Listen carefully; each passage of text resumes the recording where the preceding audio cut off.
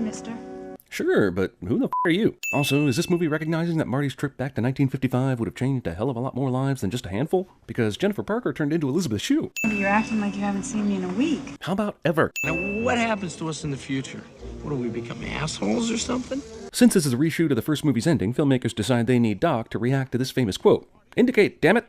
Hey, Doc, you better back up. We don't have enough road to get up to 88. Part 1's mistake becomes Part 2's mistake. I could get up to 88 in a Prius with that much road. Why is Jennifer so willing to immediately hop into the DeLorean without one question asked? What the hell is going on here? Only Biff in the entire neighborhood sees this. Hey, October 21st, 2015. Hey, that's the day of this video's launch. What a coincidence. Hang on. What? It's not a coincidence? Wow. Why wasn't I told about this? 2015? You mean we're in the future? Did they film Michael J. Fox's first table read into this movie? Just a sleep-inducing alpha rhythm generator. She was asking too many questions. Maybe you shouldn't have ridiculously crashed into Marty's driveway and allowed her in the car in the first place. Hell, you didn't seem to think it was a big deal when you told Marty bring her along. Also, and this is not an original point by any means, but why do they have to go to the future to change things, when Doc could simply tell Marty in 1985 how things are and to avoid making bad decisions? Then what did you bring her for? I had to do something. How about using the sleep-inducing thing back in 1985 and put her to bed? You really didn't think this through, did you, Doc? Wow, Marty somehow produced a child with Jennifer that contained none of her DNA. Cubs sweep series in 5? Did they think the World Series would be 9 games by the time 2015 rolled around? Hey, what about Jennifer? We're not just gonna leave her here. Actually, you are, and it turns out exactly as such a bad idea should turn out. Apparently, Jaws 19 will be directed by Max Spielberg, Steven's son. This must mean the family is in serious dire straits to take such a whoremongering gig. All I want is a Pepsi. Do you pay for anything in this diner? How did Pussy Biff from 1985 ever get around to procreating? The guy was in his late 40s, definitely with no kids, but for the purposes of the sequel, he manages to find one willing female to marry into his lucrative auto-detailing empire, and that kid also had a kid. He's Griff? Yeah, something that Doc didn't tell you for some reason when he hatched this half-ass plan. You mean you have to use your hands? Discount Baby Frodo. Since when did you become the physical type? Remember when Gremlins 2 came out? It was basically a parody of the first Gremlins. Why did they do that with Back to the Future? What's wrong, McFly? Chicken? Thus begins an incredibly ridiculous trigger word that the next 2 movies will use to advance the plot several times. Thankfully for Marty, Griff's henchmen were watching this fight in a single-file line for some reason. Hey, let's do everything we did in the first Back to the Future, only 2015 style, with 1989 knowledge. I need to borrow your hoverboard.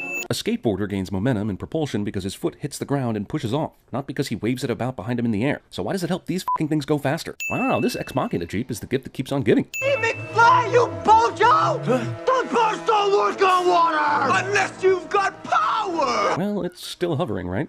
Why does it still have power to hover but not move? I know Griff is supposed to be not too bright, but this is the 3rd time Marty has fooled him by simply ducking in the last 5 minutes. Keep it. I got a pit bull now. How? That thing clearly flew into the building. You were not a first responder on the scene and could not possibly have gotten all the way back here faster than Marty did anyway. Cubs win World Series. This is an intriguing thing that, as of this video's production, can still happen. If it does, feel free to remove 20 sins from this video, because that is one hell of a prediction. Great Scott! Now we know why they just left Jennifer in an alley, so this movie had a completely unnecessary way to have more conflict. Biff managed to be in the perfect random place to not only hear about the time machine, but get his hands on the sports almanac. Movie thinks if he's upside down, we won't notice a discount Crispin Glover, and you know what? Teenage me did not. But Sin Me did. So, why does the Scenery Channel appear to be showing its viewers paused VHS tapes of scenery? Blatantly landing in a no-landing zone. We can't risk you running into your older self. But why take the dog? Is it just so the DeLorean will be completely empty when Biff steals it? Because I think it is. Yes, he tells him to go find Jennifer, but since when is that dog a bloodhound? Okay, I want channels 18, 24, 63, 109, 87, and the Weather Channel. Why does he refer to all the other channels by their numbers, but asks specifically for the Weather Channel? Several things here. Marty ignores Doc's instructions, yet again, and does not stay with the car. Also, he doesn't lock the car or even shut the goddamn door. Does Biff know that he needs to blast this thing to 88 miles per hour to time travel? How about working the dashboard so that it knows where to go? In the future, metal will not conduct heat, so you can touch it with your bare hands. Read my fax! They still use faxes? Marty, come! Well, it's a good thing he ignored your orders to stay with the car, since you now need his help. Biff comes back after giving younger Biff the sports almanac, but nothing in this future has changed at all. It should be the nightmarish Biff future right now. Biff leaves ridiculous evidence proving he used the time machine so that Doc and Marty can figure out what the hell happened when they go to Bizarro 1985. As we see, Biff went back to November 12th, 1955. How do Marty and Doc miss this? We're back. After a jet flew by? Did they not have jets in 2015 or any other non-1985 era? I remember bars being on these windows. Really? How often do you go to your own girlfriend's house then? Bars on windows is something that should be black and white, not fuzzy and vague. They don't notice the subdivision graffiti either. Jesus, it takes these two way too long to realize the past has been changed. Wait, why did they leave 1985 in the morning but return to it at night? Why not just go back to the moment you left like every other time in these movies? Marty comes back to a house that is no longer his, but thankfully there's a window left open, so he can discover the truth a lot sooner and in more embarrassing fashion. This angry father swings and misses Marty 3 times in a row, mostly because each swing starts long after Marty has moved. Despite a massive worldwide change due to Biff's gambling success way back in 1958, Michael Jackson still somehow made Thriller and Off the Wall exactly as he did in the normal timeline. Marty is now recognizing all the wrong appearing shit he ignored on the drive flight into town. Marty just happens to find the random house where Principal Strickland lives, because nostalgia. Last week, the school burnt down 6 years ago. And they didn't build another one? These assholes hate their principal so much that they're still angry enough to try and kill him in a drive-by 6 years after they've been required by anyone to even attend school. That is a serious grudge. Good thing bullets don't go through wood, or else Marty would be dead. Dedicated to Hill Valley's #1 citizen. It's at this point that Marty should already be zooming on over to Doc Brown's place to stop him from tearing the time machine apart. Learn the amazing history of the Tannen family, starting with his great-grandfather, Buford Mad Dog Tannen. See, this is the kind of awesome foreshadowing and cohesion you can get when you film sequels simultaneously. Third time's a charm. Lorraine, who was never into Biff, marries him anyway because of something vague about financial troubles or some Oh, and to give an emotional reason for Marty to change this future. No. You're safe and sound now. This whole movie is throwbacks to the last one. Oak Park Cemetery. Marty doesn't believe his mother, so he needs to physically see his father's tombstone for proof, which won't actually prove anything more about George being dead than his mother's word. If you really want proof, you gotta dig that shit up, dude.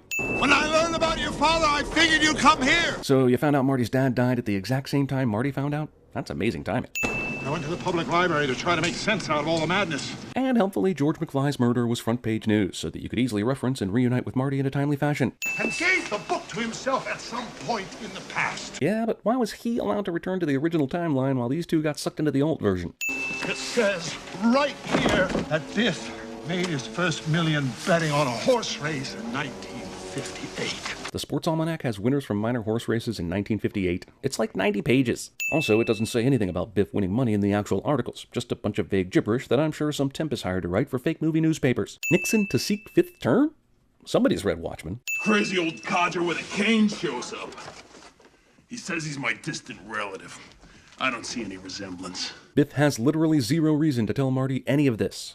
What the hell is that? That still works. They couldn't match up the bullet that killed your old man. You were firing at him earlier. Now you're monologuing. Good for you, Marty. Biff can still shoot you, right? Also, how did Doc know to be around the roof at this time? Not to mention, once again, risking everyone seeing that flying car again. Biff is not leaning far enough over this ledge for this car door to hit him.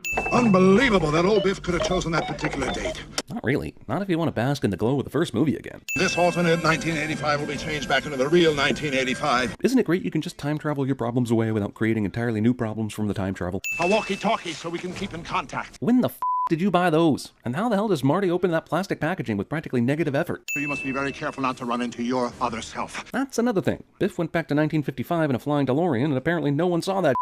Do you think Biff would have been as careful to hide the car, walk his 78-year-old ass to town to find his younger self? Marty trails Biff at a distance and in a manner that should have resulted in Biff spotting and pummeling him blocks ago. The manure. I remember that. Why wouldn't you remember that? Biff literally tries to lift up Lorraine's skirt on the downtown square in broad daylight, and no one cares but Lorraine. Old Biff is still behind that tree remembering the manure incident fondly, instead of watching the scene unfold, which would reveal to him that Marty is in the back of the car. What the f is he doing behind that tree anyway? Marty here on the right is somehow not in Biff's peripheral vision. It's 4th and 11 with only 18 seconds left in this game. I'd say it's all over for UCLA. Announcer makes the most preposterous statement ever made in a sporting event during the very moment UCLA is actually coming out to kick a field goal that could win the game. Biff absolutely had to look in the back seat to see where this book landed, and yet he totally misses Marty. Wait, does this car have no rear view mirror? Well, that's convenient to the action that needs to take place, right? And now it does have a rear view mirror? Doc. Doc, come here. How the hell does Biff not hear this? He's not even really whispering. Marty, you must be extremely careful not to run into your other self. Says the man standing literally in the center of his other self's lightning experiment. Excuse me, sir. 1955 Doc has seen 1985 Doc's face and voice, which he knows from watching that damn video over and over in the last movie. So not noticing his future self here is bullshit. Be a pal, hand me a 5/8" wrench out of that toolbox. Why? You are not busy holding something together that you can't get the wrench yourself. Universal reused this Crispin Glover footage without his permission, which rightfully led to a successful lawsuit and new regulations. There's no reason why Doc and Marty needed to risk anything tonight. It took 3 years for Biff to win his millions at the horse race, so why not wait till a much better time to get the almanac back? I mean, Jesus, have you ever seen a movie this fucking clever? This entire movie is possible because people don't notice goddamn shit. Marty is able to take my life pain damage to his hand without making any noise. Wouldn't Marty, aka Calvin Klein, be such a superstar here in 1955 that even in a leather jacket and hat, everyone would know he was the one that sucker punched a downed Biff and stole his wallet and book? Guys, what's that? This is literally the only move Marty McFly has in his arsenal, and it still works. Why the f*** did he come back here? Does he just need more nostalgia? Where is he? Who?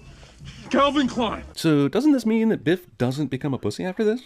He does after one lucky punch from George, but he sees Marty punch him and he's suddenly back to being an asshole? You know what I'd do? I'd go over and tap those guys on the shoulder and then start running again. Besides, even if you get beat up, you have all the time in the world. This is not like the first movie when there was a deadline. These henchmen who are literally staring at Marty are unable to see Marty. Oh look, there's a convenient number of goon-busting sandbags all tied together at this one spot. That was very interesting music. What is the deal with the weird new line readings? I mean, didn't they want to even get close to the originals?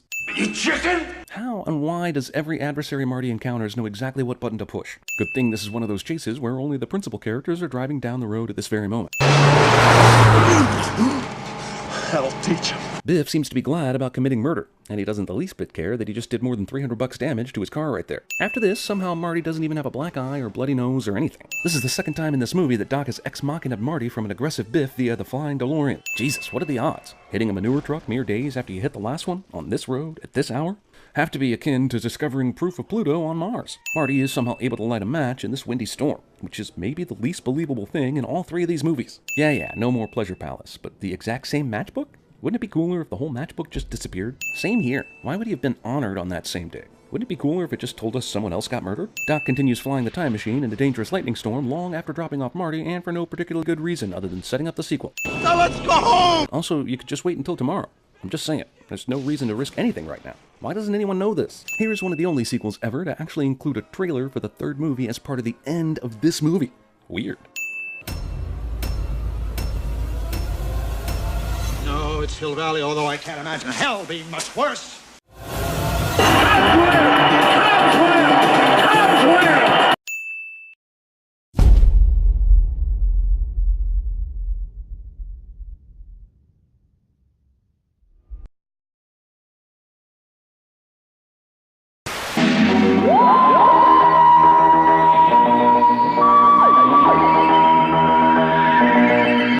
Picked the wrong week to quit sniffing glue.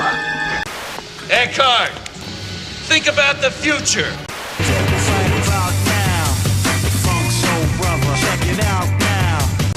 You suck, you jackass.